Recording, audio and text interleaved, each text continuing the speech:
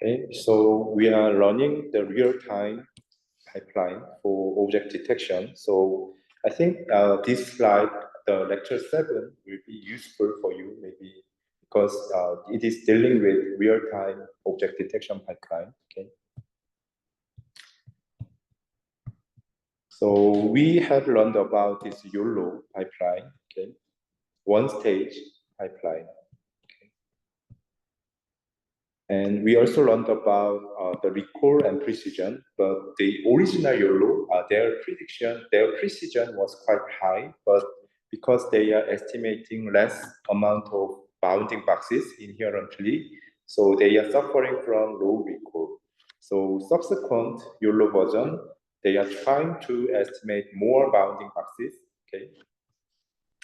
And eventually they are recorded as state-of-the-art object detection algorithm compared to the RCNN stream algorithms. Okay, and at the same time, they are producing the real-time speed. Okay, so this is original YOLO, and this is the YOLO version 2. And this axis denotes the speed, and this axis denotes the accuracy. Okay, so YOLO version 2, it is surpassing RCNN both in terms of accuracy and speed.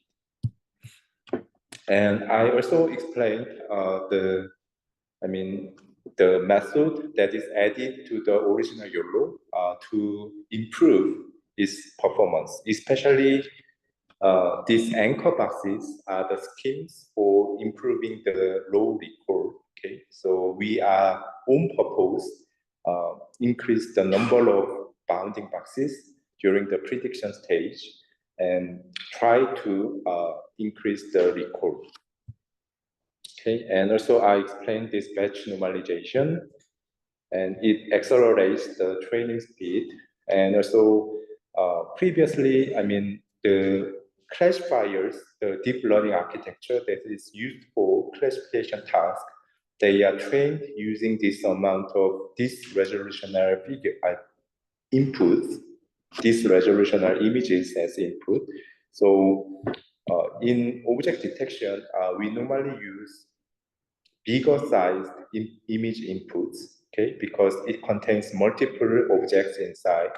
We may need, larger images as the input, but without fine tuning on this higher resolutional image, if we input higher resolutional images as input to the pre-trained network that is pre-trained on the low resolutional images, it can suffer. So by explicitly fine-tuning the network for high resolutional images, we can improve the performance.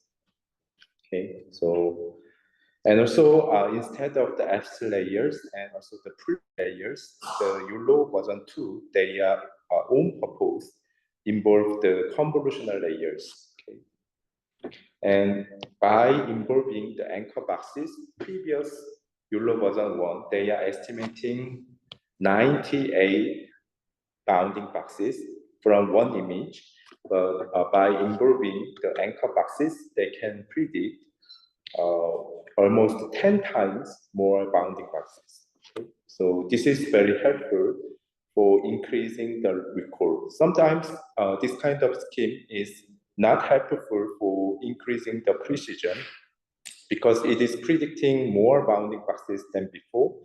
The probability for predicting correct classes might be reduced, but because they are estimating more bounding boxes, they can cover the ground truth. So that's actually, saying the trade-off between precision and recall. And yeah, so we are sacrificing the accuracy, but increasing the recall. Okay, so in overall, increasing the number of bounding boxes, they are helpful for making the YOLO be more practical algorithm.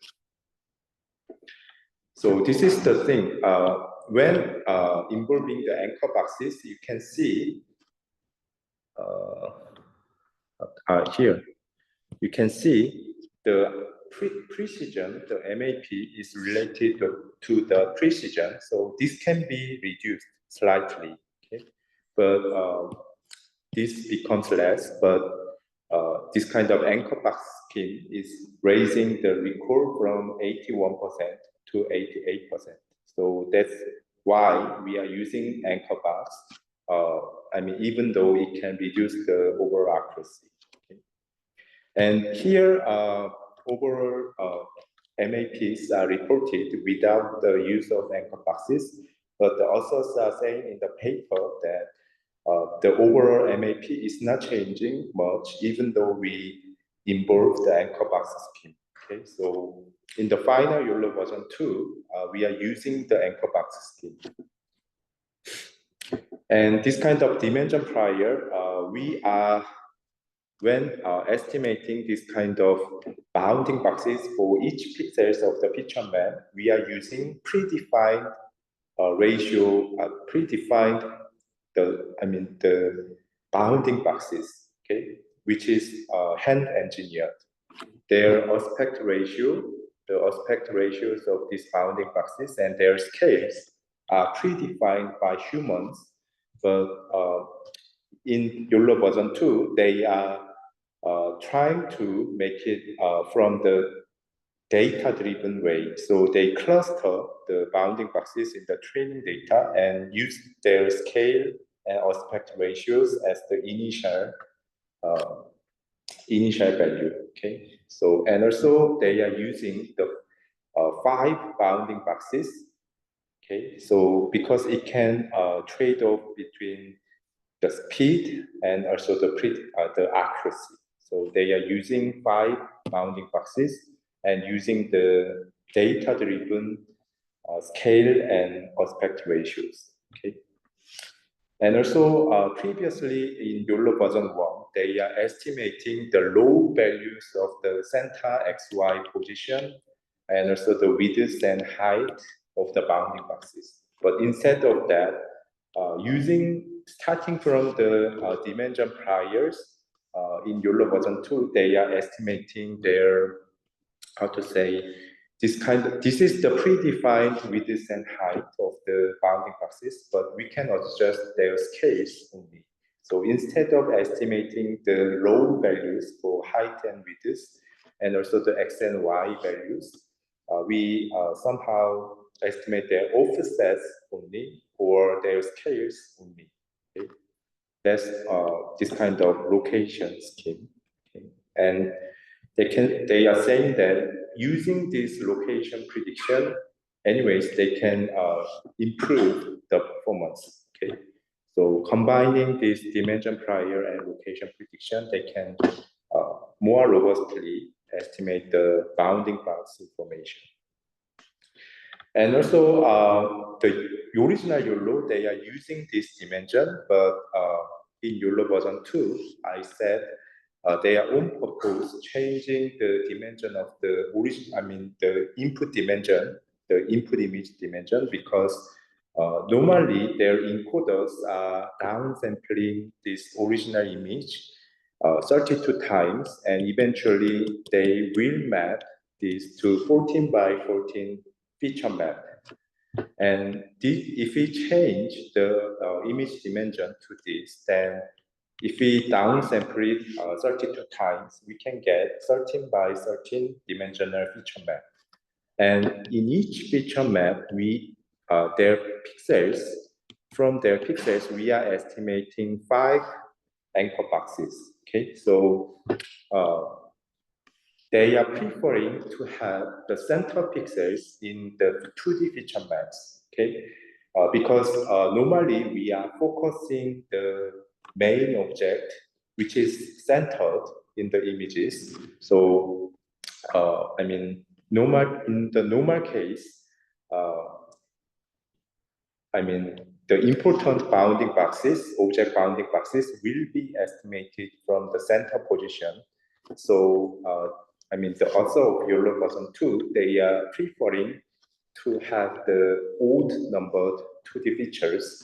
So they are on purpose changing this to 416 by 416 dimension. Okay, but instead of fixing this input image size, they also noticed that training the overall architecture using different scaled input images can increase the overall accuracy. So they are using this as the main image dimension, but use additional image scales during the training.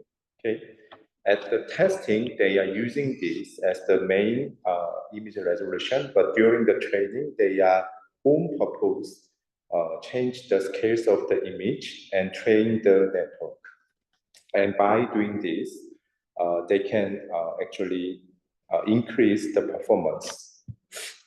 And also, they propose, new network. Previously, they are using VGG16 network as their main backbone network. But here they are proposing new network, which is mainly composed of the convolutional layers. And they don't have FC layers. Instead, they are having this average pooling layer at the last to reduce the 2D features into one-dimensional vector. They are using this average pooling. Okay. And they are saying that they are using some heuristic techniques for doing this, but they said this network is fast compared to the VGG16 and more suitable for object detection task. Okay, and this is showing the result for different scaled image resolution training. So, this is the result for that. Okay, so, this YOLO version 2, this means they are developing YOLO version 2 by rescaling the input image into 288 by 288 images. Okay. By doing that, the MAP, the accuracy of the model is changing. Okay. And at the same time, the speed is also changing because if we use larger sized image as input, their accuracy could be increased, but their FPS could be reduced. It means the speed becomes less. So this is the characteristic and natural trade-off in object detection pipeline. But exploiting this fact, they use multiple scales during the training and use this as the main input size during the testing stage. That's the multi-scale training. So the order of slide is a bit weird. Okay, so these two have to be explained together, and this new network have to be explained later. Okay, and also the other scheme is the pass-through layer. As I mentioned, the operation itself is simple, so it tried to involve previous layers features into the subsequent layer. So because their 2D dimension is reduced in the subsequent layer, they reshape this previous layer's response into lower 2D dimensional feature. They reshape this to have less 2D dimension and concatenated with the subsequent layer's response. Okay, that's the pass-through layer. So they concatenate higher resolution features with the low resolution feature and use it for subsequent process. And this simple scheme improves the overall MAP. Okay? So this is also related to this kind of multi-scale needs. In object detection, in images, the object could be in multiple scales. Some humans would be very large, and some could be small. So to capture both, if the object detection model is trained to capture this scaled person only, then it may miss the small-scaled human. Okay. conversely, if it is seeing only the small-scale humans during the training, it may miss this kind of larger-scale humans. Okay, so the rationale here is here the pass-through layer at the same time this kind of multi-scale training, they are trying to capture both scale humans well. Okay, so that's the rationale. And here, so far we reviewed the YOLO version 2. Okay, so they are try to improve that in terms of how to say the recall, and at the same time they want to involve multi-scale needs. Okay, mainly in YOLO version 3, it becomes, I mean, it is also very fast compared to other types of object detection pipeline. Okay, normally they are taking over 50 milliseconds. Okay, and this is actually same as recording 20 FPS. Okay, but only YOLO is meeting this real-time criteria. So others are not real-time, but YOLO is the only real-time pipeline. And also MAP, when seeing the MAP, this is the speed, okay? This is millisecond speed. So if you go this direction, it means the algorithm is faster. And this is the accuracy. So if it goes up, it is saying the algorithm is better in accuracy. And YOLO version 3, it is positioned here. So it may have better accuracy when increasing the inference time compared to others. Okay, but because it is positioned in here, so it is faster than others. And even though its performance is less than some of the non-real-time pipelines, but it still has some benefit. Okay, we can say like that. This is YOLO version 3, and in YOLO version 3, they are explicitly considering the multi-scale needs in the pipeline. Okay, so here in YOLO version 2, we only use some of the how to say non-explicit way to give some of the multi-scale needs. So during training, we rescale the input size and train the network with multiple scales. And we somehow use this kind of pass-through layer to give some of the multi-scale needs. But in YOLO version 3, it is more explicitly designed for this multi-scale needs. So YOLO version 3, they are predicting 3 bounding boxes at 3 different scales. Okay, so and they are using slightly different data sets compared to the YOLO version 1. So in YOLO version 1, they are predicting 20 classes only, but here in YOLO version 3, they are predicting 80 classes. And anyways, they are estimating 4 bounding boxes, their offsets. Okay, so this is the YOLO version 3. I mean, this kind of specific values could be varied depending on the data set actually used. Okay, but anyways, in YOLO version 3, it is similar to previous version YOLO to predict multiple candidate bounding boxes. At the same time, they are predicting the class probability. Okay, so they are one-stage algorithm. But important thing is they are predicting this for multiples from the multiple scales. So this is the overall architecture for the YOLO version 3.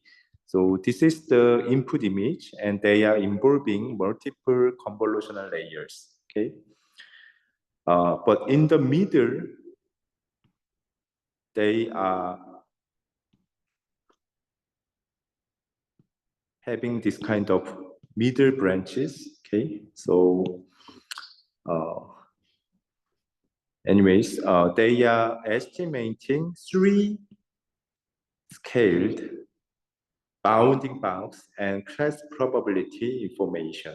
Okay, so here this is a 2D feature map whose dimension is 52 by 52 and having many channels. Okay, and this is the intermediate 2D feature having how to say 26 by 26 dimensional 2D feature. Okay, and in this position, it also have 13 by 13 dimensional 2D feature. So you can interpret this as the 2D feature map, similar to YOLO version 2. They are using anchor boxes and having I mean, this is original scale 2D feature map, and that is their how to say the dimension is actually same as YOLO version 2 because they are 13 by 13 as in YOLO version 2, but in the middle they are also making different scaled 2D feature map. Okay, and actually having and can predict more bounding boxes compared to the YOLO version 2. Okay. So this is the bounding box information estimated. Okay. And also the class is also estimated from this. Okay. So anyways, they are instead of implicitly training this multi-scale during the training stage, they are explicitly having branches that estimate bounding boxes from multi-dimensional 2D feature maps. That's the YOLO version 3. Okay. And also they changed their backbones to have more layers. So YOLO version 2, I told you that they are proposing this darknet 19. So compared to the VGG 16, it does not have FC layer. And also they are reducing the pooling, okay? And also they are using batch normalization, but they are, I mean, having this amount of layers, okay? That's the darknet 19. But what darknet 53 it does is they are increasing the number of layers as VGG 16, there was transition from VGG 16 to ResNet, okay? So there have been similarly, there have been transitions to darknet 19 to 53, okay? They are mainly involve the residual network in between the convolutional layers because as I told you, when there happened this kind of transition, we involve the residual network to prevent the vanishing gradient phenomenon. Okay, so to stabilizing the scale of the gradient, we use the residual connection in this kind of transition. So similar to that, this darknet additionally use the residual connection to expand it to have the more layers. Okay, so it is powerful than darknet 19, but still also more efficient than ResNet versions, especially for the object detection. Okay, so some people may criticize that if this darknet 53 is the extension of darknet 19 by adding the residual connection, then why not use original ResNet? Okay, this is maybe the answer for that. So compared to the original ResNet, it exhibits faster speed.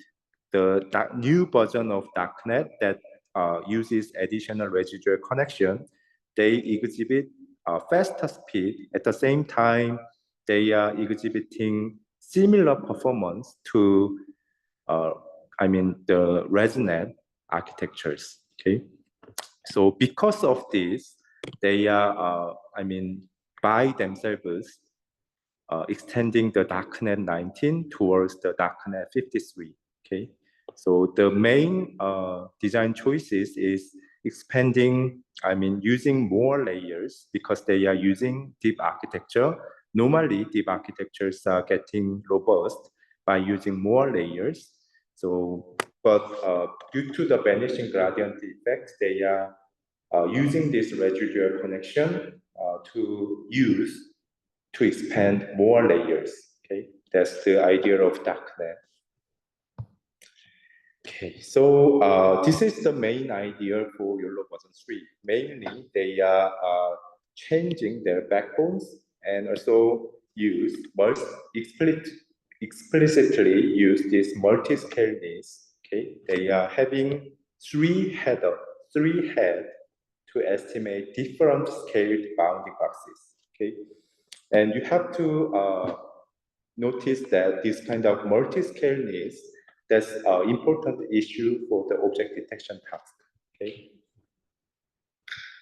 and also this is another promising real-time pipeline for object detection task. So this is CVPR 24 paper. So their title is saying that DTRs are beating the YOLO on real-time object detection. So DTR is also very heavy framework.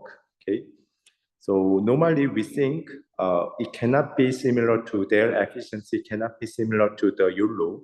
But this paper is saying they are beating YOLO in real-time pipelines. And indeed, they compare their algorithm with multiple recent YOLO pipelines, and they are saying they are actually fast. So this unit is milliseconds. So if it goes this direction, it is showing the faster algorithm.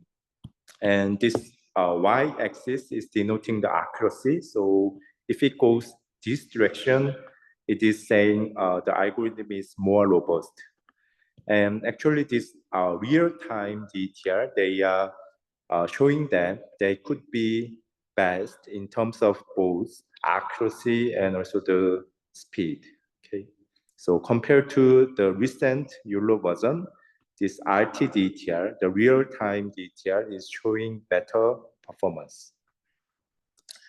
And their main idea is like this. So multi-scale features are very important for improving the performance for the object detection. But in DTR, normally we don't use this multi-scale needs. Okay, so if you remember the DTR architecture, they are composed of encoder and decoder architecture. And usually we use the CNN. Normally we use ResNet. So from the image, we extract the CNN feature and input it to the encoder and improve the 2D features once via this transformer encoder.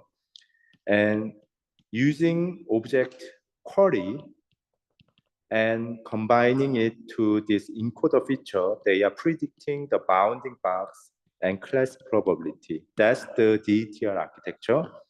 So in encoder and decoder, they don't explicitly using the multi-scale needs of the feature.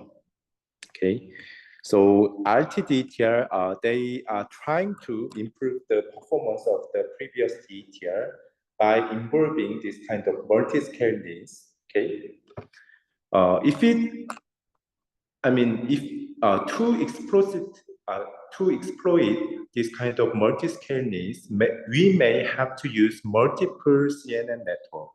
Okay, so it can, if we exploit the multi-scale needs, it may hinder the real-time speed. So that's why we cannot use that actually easily in this kind of heavy network. But their idea was like this. So they observed that most of the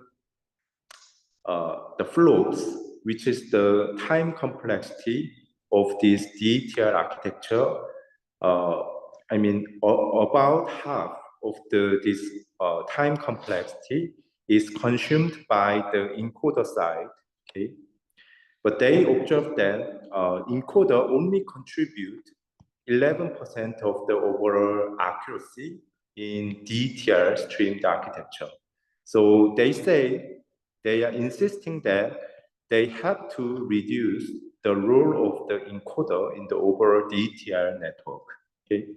And as you already know, this encoder only improve the 2D feature obtained by the CNN network.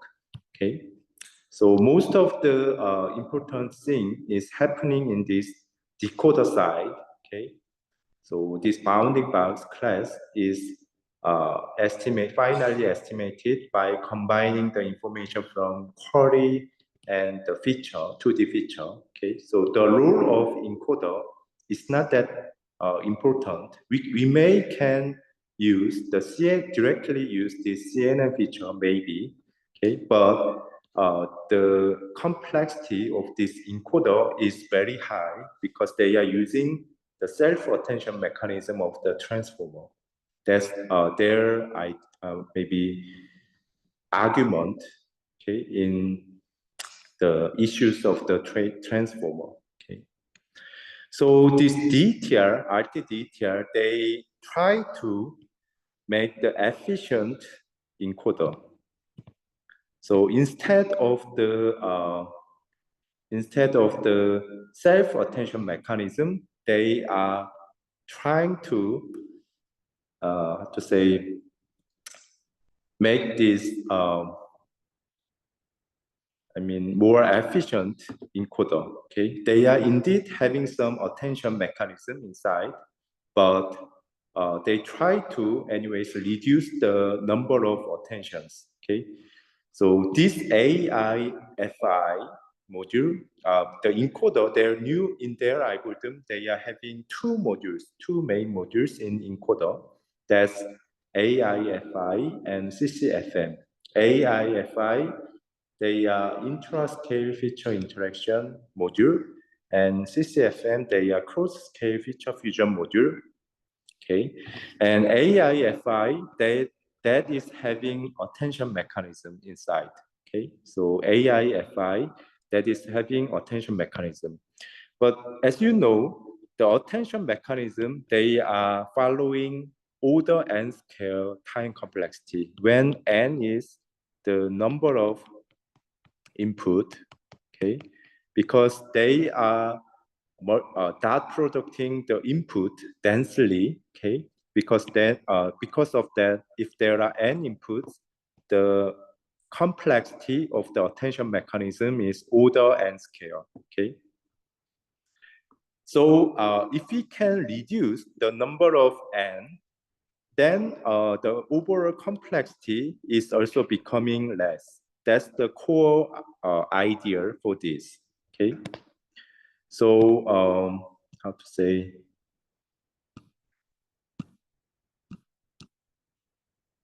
Okay, maybe I can. Okay. So, and also they try to extract multiple scale 2D features. Okay, instead of extracting one scale feature map, they try to extract multi-scale feature map. Okay, actually their dimension is slightly different. Okay, they are anyways involving 3-scale feature map. Normally, if we have 3 feature maps, then our time complexity, overall time complexity might be increased. But here, what they did is they use only high-level feature map, which means the low-dimensional feature map, as the input to this attention mechanism. Okay, that is actually the way to reduce n. And overall time complexity for this attention mechanism can be reduced because we are using less dimensional 2D feature as the input to this attention mechanism. We can reduce the time complexity compared to the original DTR. And subsequently, we can get some new 2D feature map here by assembling this output from the encoder AIFI. We can improve the S5, but it is missing multi-scaled information. So we are using this kind of other scale information to combine it with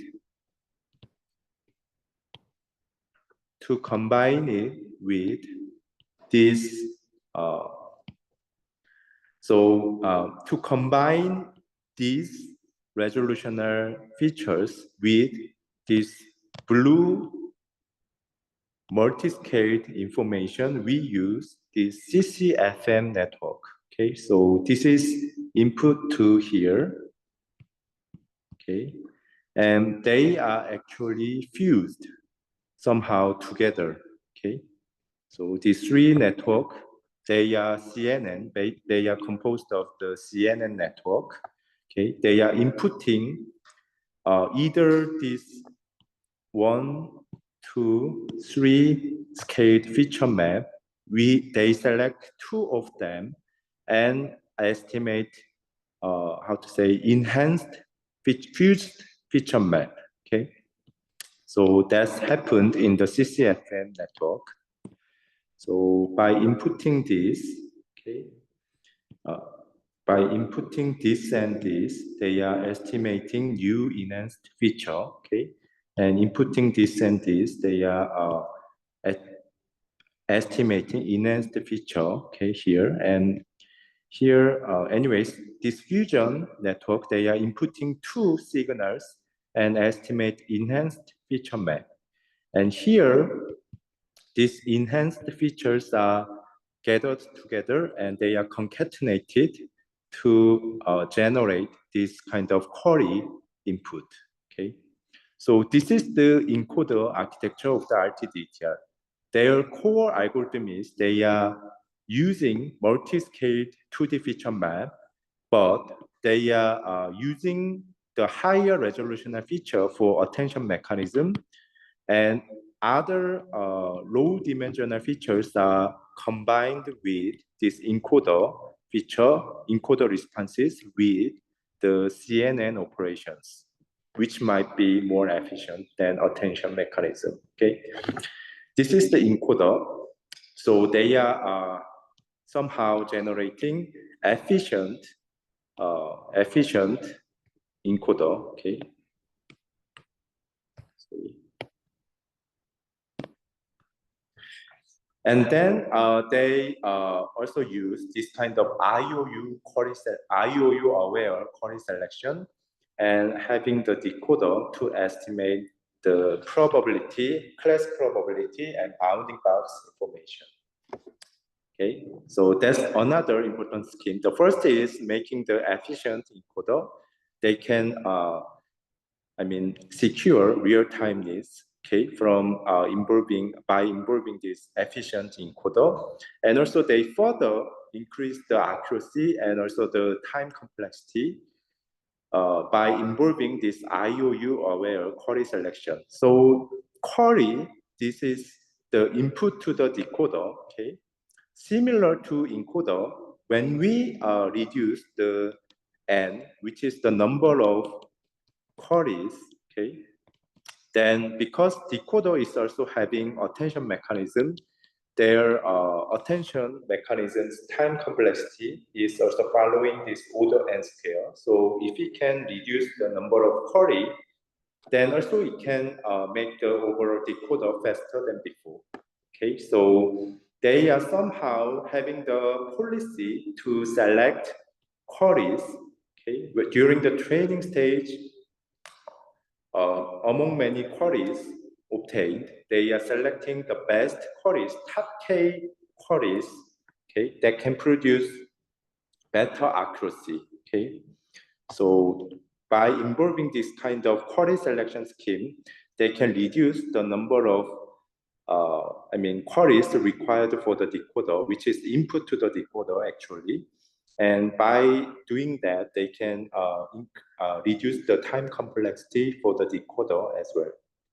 And actually, this query selection is done for many, efficient DTRs. There have been several efficient DTRs proposed after the DTRs, but this RTDTR, they are proposing this IOU, aware query selection scheme.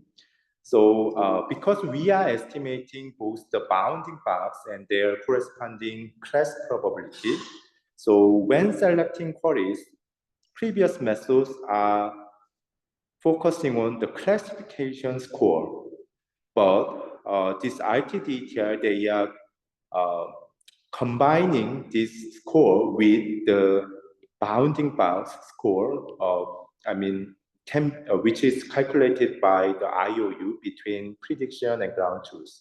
So, for example, if the bounding box location is completely different from ground truth, we don't have to consider these bounding boxes. So IOU score, that's very important. So this RTDTR, they are explicitly counter this IOU score and focusing more on this IOU rather than the classification score. That's the IOU aware query selection.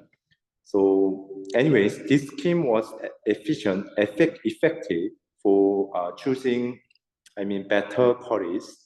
So they can achieve both real-time needs and also the state-of-the-art performance in among the real-time pipelines. Okay. So this is the the table for theirs comparing to other object detection pipelines. So this is the YOLO pipelines, which is the real time. This is showing the FPS, and this is showing the RTDTR's FPS. So you can see that, anyways, this RTDTR is very comparable and even better than YOLO. And this is the DTR-based algorithms, and they are normally don't report the speed, okay?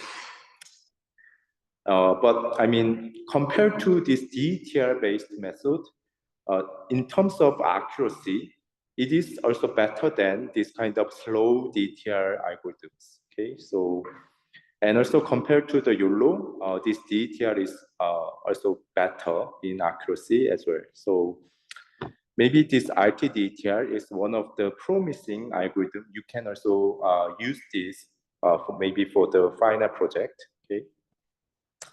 So this is the end of today's lecture, and okay, maybe maybe next week we will also review some of the foundation models, which is maybe you are already familiar with this foundation model, okay, things.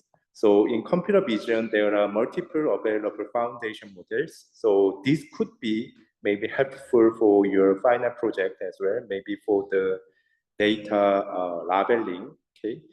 So we will review this kind of foundation model and also some of the VLM techniques next week.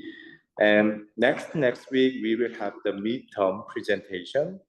And also after that, we will also review some of the new architecture called as Mamba. So we actually, this new architecture is, how to say, replacing the transformer architecture. Okay, so there are CNN and transformer. Okay, there have been a transition between these the state-of-the-art backbones, and nowadays also Mamba is considered as the substitution for this transformer architecture. So we will see this Mamba next week, and then we will have the final term project. Subsequent week, we will have quiz 2, okay, and then we will have the final presentation, okay. So this is actually the remaining schedules, and okay, so this is actually the end of today's lecture, and see you next Monday. Okay, thank you.